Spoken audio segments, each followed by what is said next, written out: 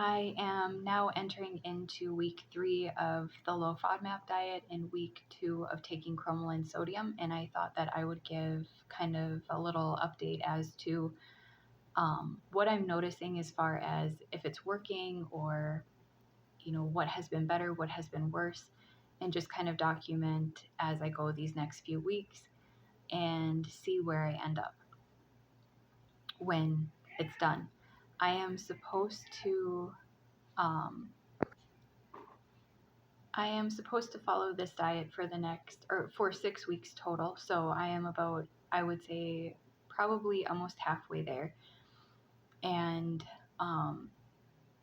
just wanted to kind of talk about, what I noticed and maybe can be helpful to somebody else. And, my experience, like I said, is different than other people's, but maybe something will be useful to somebody who is going through some of these things as well. So just to kind of recap as to why I started the lowFODMAP diet or why I'm on it, I was experiencing a really severe GI flare-up that was lasting indefinitely. It was just going on and there was no relief in sight. I found out that I had a fructose intolerance, and it was pretty frustrating in how I discovered it and how I found out. So prior to the GI flare-up that started, where I was experiencing like really bad stomach pain, I was feeling sick all the time. Everything that I ate just seemed to go right through me. Prior to that, after in hindsight, looking back now, I can see that for a while I had what I believe was a sensitivity to fructose. So not like fructose intolerance necessarily, but a sensitivity. So if I ate apples or something with fructose in it, I would notice sometimes I would get like a GI upset kind of. Not every time that I would eat fructose, but often, I would say. And at that time, I couldn't pinpoint or connect, that was what was going on for me. So then I believe what happened, and this is just my theory on what happened, is I was diagnosed with mast cell activation disorder, and I was put on a few different medicines to try to help control like my histamine and all of that, which was Pepcid or famotidine, which is an antacid and an antihistamine, and Zyrtec, which is an antihistamine, and then cromolyn sodium, which is the mast cell stabilizer. And with what I think happened was, in hindsight, connecting the dots and everything again, I could see that when I started to take the famotidine or the Pepcid, my GI symptoms started up around that same time. And upon researching a little bit about it, I found out that because famotidine is an antacid, which neutralizes, your stomach acid and all of that, it creates a breeding ground for bacteria in your gut and makes you more susceptible to things like SIBO. And I think what happened is that I developed an overgrowth of bacteria and just an imbalance in general in my gut microbiome around that time. And I started to become more sensitive to fructose. And I was eating a lot of fructose, and I did not realize how much I was eating, or, that was what was causing my issue. So I was eating a lot of foods like apples, apple juice, applesauce, apple pie. I was eating onions and garlic a lot, which, to my understanding, are FODMAPs, and they turn into fructans, I think that's what they're called, which converts, into fructose, and so just contributes to fructose within your body. I was taking a multivitamin that I switched over to because the multivitamin that I was taking previous to that one had artificial colorings in it, like yellow number 5 and yellow number 6. And I had been for a while sensitive to yellow number 5 and yellow number 6, and noticed that I would get like throat tightness and hives more often if I ate that food coloring. So I looked for one that had just natural food coloring in it, and I found one, and so I thought it was a healthier option for me. But I didn't realize that it had in its main ingredients sorbitol, mannitol, and fructose. And so I was taking that daily on top of like eating all of this other fructose. I was eating snacks that I thought were healthy for me. They were cheap and affordable, which was important to me at that time. And um, they had what I thought was, a lot of nutrients and fiber and all of that, but I didn't realize that they had high fructose corn syrup in them. And then I was just eating processed foods that maybe were a little bit cheaper, but didn't trigger me histamine wise. And I thought that they were tolerable for me for that reason. And they also contained high fructose corn syrup. And, just having things like jelly on my sun butter and jelly sandwiches and stuff like that, which also contained fructose. Um, and so I was just ingesting a lot of fructose. I typically wasn't a juice drinker ever in my life. I think maybe typically I have juice maybe once a year, but I was told that I was low in ferritin and needed an iron supplement, and that it would be best for me to pair my iron supplement with vitamin C to help the iron absorb in my body better. And it was suggested that I take it with orange juice, but because oranges release histamine and all of that, I stay away from orange juice. And I thought maybe apple juice would have been a good option. So that's why I was drinking the apple juice, whereas typically, that isn't something that I would do. So when I would take my iron supplement daily, I would have it with the apple juice. And I just started to have so many symptoms that just escalated really quickly. Just like I said, running to the bathroom nonstop whenever I would eat anything, feeling really sick, really nauseated, did not know why. And when I would, ask my primary doctor about it or what I should do, I was just told to eat the brat diet, which is bananas, rice, applesauce, toast, and tea. Pretty sure that's what it is. And um, applesauce was not a good option for me because that also contains fructose. And so I was just overloading my gut with all of this fructose and having electrolyte packets that had fructose and sucrose, and my body just was not having it. My gut was completely wrecked.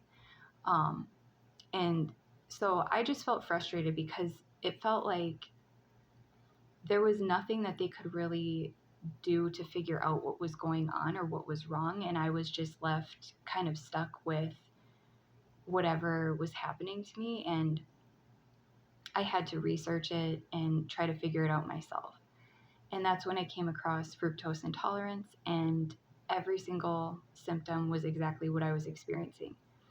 And then I noticed that the solution for it, or one of them, was to go on a low FODMAP diet.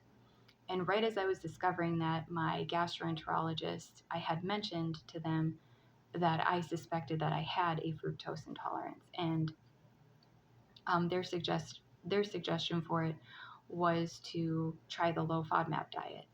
And since I was kind of already looking into it and kind of trying to figure out how to plan and rearrange my diet to eating that way, I figured I might as well, try it since they suggested that too. And at the exact same time, my daughter was having GI issues, and her gastroenterologist also suggested that she go on a low FODMAP diet. So at that point, I was like, okay, I'm just going to try it and see if it works and see where I end up, 6 weeks from now. And So I have noticed that it has been really hard. I am not somebody that typically eats gluten-free everything and dairy-free everything, and it's been hard to figure out how to swap, certain foods and all of that I was previously eating as far as like dairy and gluten was concerned. But I have tried different forms of noodles, different that are gluten free, different, cereals that are gluten free and dairy free products and all of that. And it's been something that I've noticed has been not terrible. So it's been, manageable for me at least. My daughter couldn't do it past 2 weeks. She just didn't feel like she was able to eat everything, gluten free and everything dairy free. And so I'm trying to have her stay as close to low FODMAP as possible, but also at least be able to eat something because that's what's most important to me. And so she has gone back to like regular milk and all of that. But for me, I am sticking with it and trying to, finish out these 6 weeks. And what I've noticed in myself has been I started off with not very much of a difference. And I would say about the second week, the beginning of the second week in, I started to notice things that were changing. And so over this past week, I noticed that my digestive system has almost gone back to how it was previous to my GI flare up, where I have not had diarrhea. So the diarrhea has completely stopped for me. I do not have any sort of stomach pain. Um, I do not have as much bloating. I still do have bloating, but it's not as bad or as much. And gas as well is not quite as much as it was before. So those are improvements that I have noticed. And I guess I'll just, see as the remainder of the weeks go on what else is different or better for me. Um, and so it does seem like it is working, and it seems like things are changing and, you know, getting better in some regards. But as far as the cromolyn sodium is concerned, I will post a link to an article that I found that when I was researching cromolyn sodium, it popped up. There was a connection between EDS and hypermobility and a sensitivity to cromolyn. And just mentioned in the article that sometimes people with EDS or hypermobility have to start off a lot slower than, other people do when taking cromolyn. And instead of having a full vial, maybe starting off with just even a few drops over the course of weeks or months until your body adjusts and you can tolerate more of it.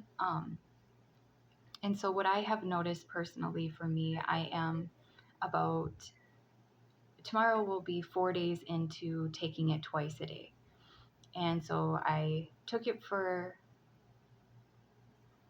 once a day for 1 week, and 6 out of the 7 days in that week I took it. And then I've been taking it 2 times a day for the last, like I said, 3 days. And at first I did notice some, I would say some side effects of some sort. So the main one that I noticed was water retention. And I was curious if the cause for that or the reason for that was that because of my POTS, I have to have an adequate amount of salt throughout the day. And as much as sometimes I try to get as much salt as was recommended to me, I don't feel like I come close to getting as much as I technically should be. So I don't think I'm anywhere near the amount of sodium that I should be at, but I do try to get enough. And I thought that maybe the sodium in the cromolyn was adding to my daily intake of sodium just as it was, and that my body was having a hard time processing it and adjusting and getting used to it. And so I was experiencing more swelling and water retention. I do experience water retention from time to time, especially around my menstrual cycle, like right before it. I can have some pretty significant water retention. Um, but I noticed that this was different because this wasn't around the time in my menstrual cycle where I retain water. It was actually at the point where my water retention typically goes down and goes away.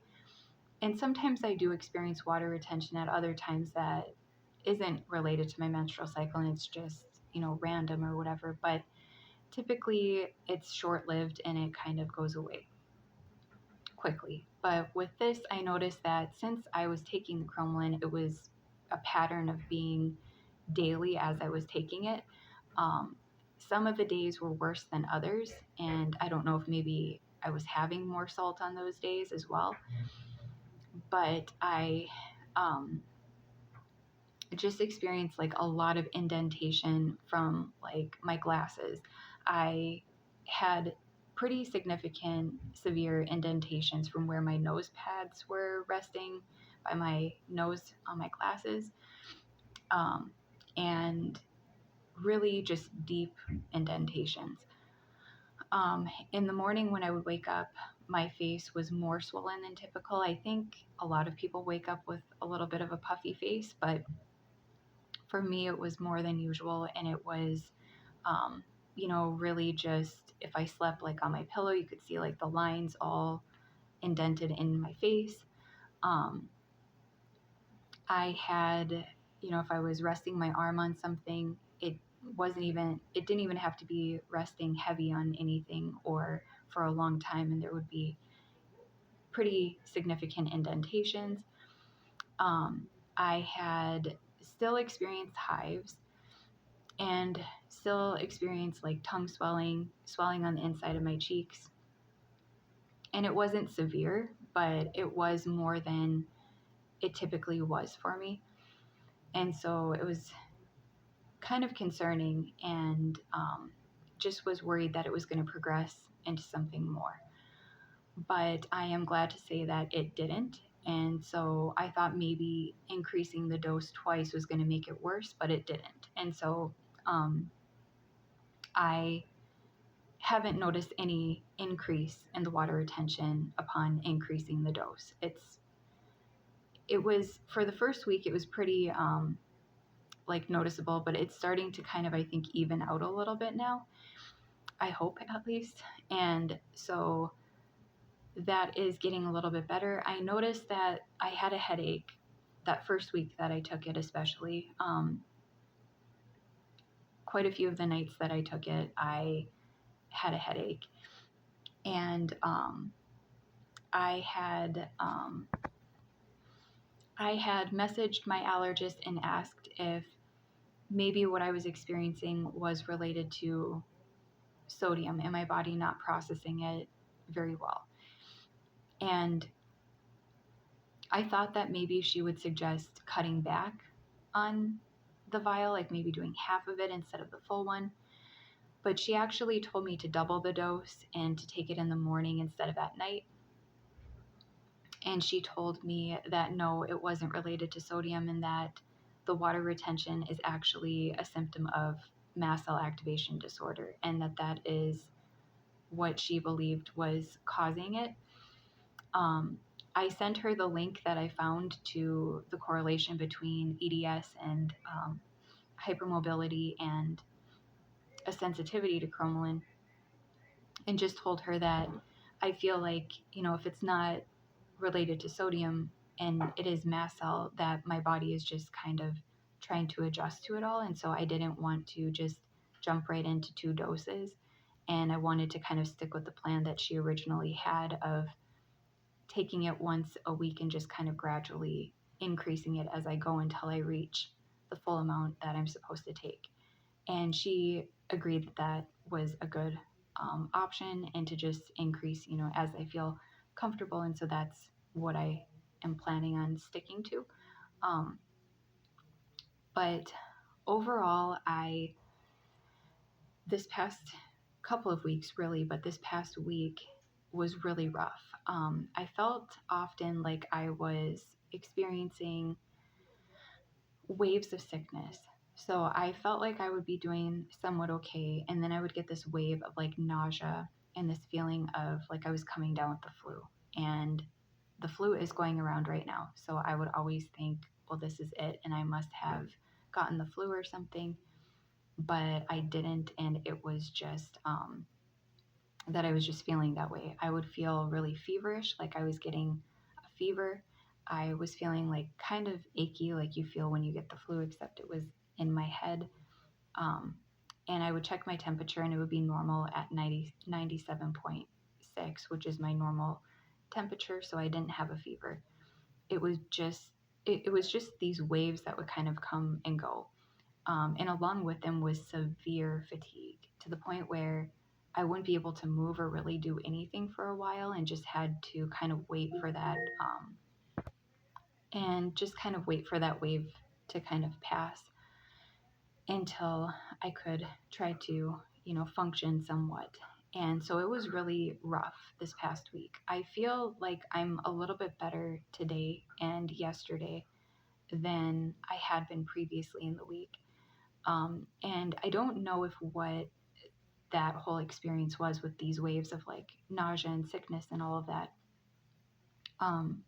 like if it was due to the cromolyn and my body trying to adjust to that, or if it was histamine dumps that were happening, and just hitting me at random times, or if it was that my body was detoxing from the way that I was previously eating and now switching over to like gluten-free, dairy-free, all of that, and just kind of trying to process it all. And I think that's probably most likely what it was, but I guess that I'll see as the weeks progress and time goes on how it goes, and if it ends up, staying like that or getting better or worse or whatever. And I will just continue to document my progress as I go and talk about what I notice in case it can be helpful to anybody else. And I am going to be going for a SIBO test, and I will be really surprised if I don't have SIBO. So I've never had one before, and I am going to kind of document the process of it all if I can, and just kind of share, what it's like, in case anybody else is curious about a SIBO test and what it's like. And I was told that I could not eat or drink anything past 6 o'clock at night, and I have to basically fast for 12 hours. The day before, I had to eat a low FODMAP. And I was told I'll have like my own room for 3 hours. The test will take about 3 hours.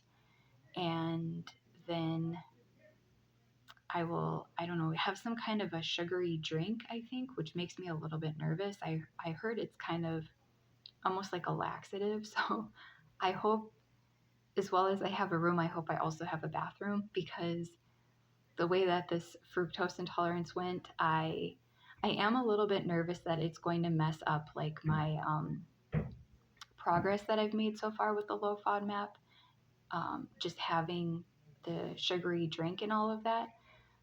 But I'm hoping that it doesn't make that big of a difference, and I can kind of, just go back to how I've been eating, and it can be okay. But I also, upon researching it, saw that it's not really that great for mast cell activation disorder, because the sugars kind of like ferment and everything, and fermented anything is just not good for me. So I hope I handle it okay, and I hope it goes okay. So I will just kind of show, what it's like and all of that. But I thought that I would just give an update and share where I'm at and what I noticed was better and what I noticed was worse. and what has kind of stayed the same for me over this past week. For week